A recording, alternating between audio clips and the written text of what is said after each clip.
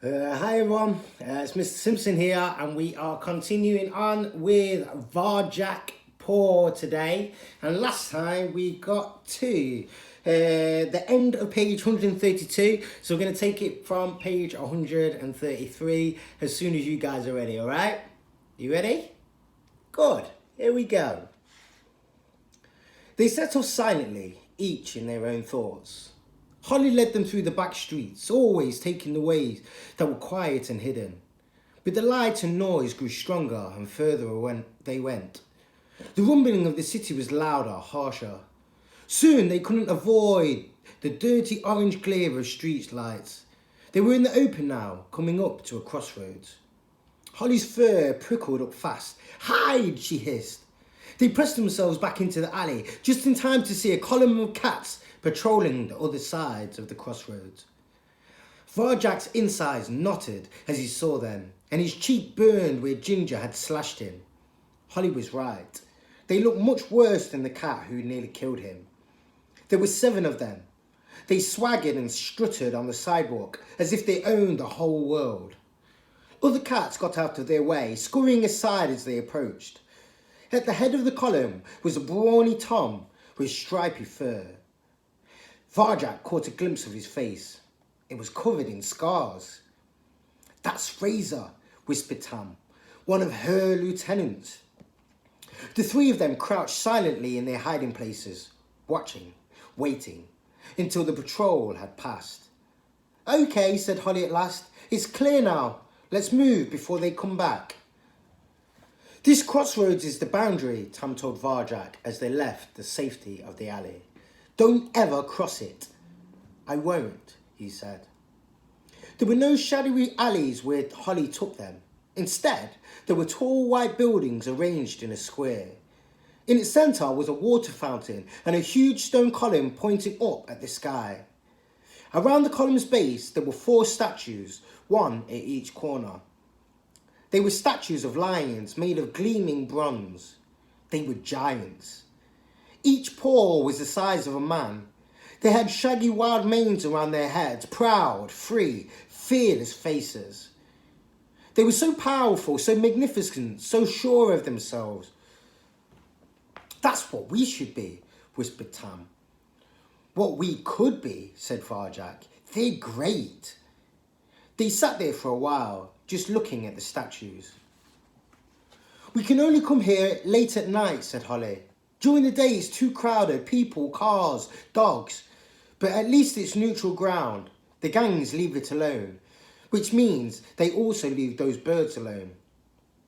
Varjak looked again. He was so thrilled by the statues, he'd hardly noticed that the square was swarming with pigeons.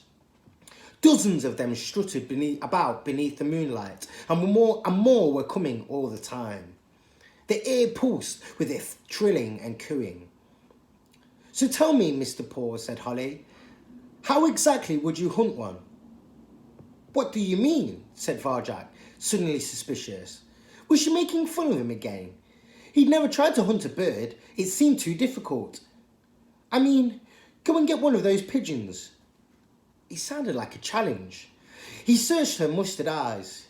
She didn't look like she was making fun of him. She meant it. "All right," he said.